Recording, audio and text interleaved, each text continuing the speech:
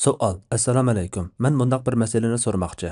Kichik tipdagi kira mashinasida Qashqarga ketib boratdim. To'satdan qatnash soqchisi mashinani tekshirish uchun to'sdi. Bu mashina odatda oila mashinasi ekan. Bu mashinada yana bir ayolmi bor edi.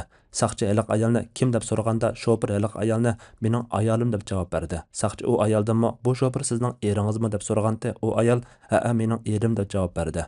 Amaliyotda u ayol shoferning ayoli emas ekan. Bu yerda har ikkilisi faqat soqchidan ittiroq qutlarmizmikin deb shundoq debdi ekan. Keyin bu shofer ayolni siz mening xotinim bo'ldingiz. Ikkimizning nikohiga nurg'un odam guvohchimi bo'ldi deb turib oldi. Mushundaq nikohmi nikoh bo'lamdiganda, shuningga javob bergan bo'lsanglar. Javob: Va alaykum assalom va rahmatullohi va barakatuhu. Bu nikoh emas, balki yolg'onchilikdan iborat. Yolg'ondan bu mening ayolim yoki erim deyish bilan nikoh bog'lanib qolmaydi. Chunki bu nikoh bog'lanadigan ijob bilan qabul hisoblanmaydi.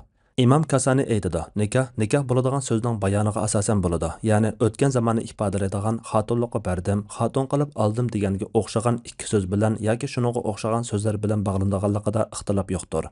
Ammo biri kelgusi zamonni bildiradigan sizni alay desa, yana biri o'tgan zamonni bildiradigan sizga tagdim desa, istehson jihatdan nikoh bog'landi. Buningga asosan mazkur er bilan ayol bir-biriga aslidagidek yot kishilardan bo'lib, kazzoblik gunohidan tavba qilish kerak bo'ladi.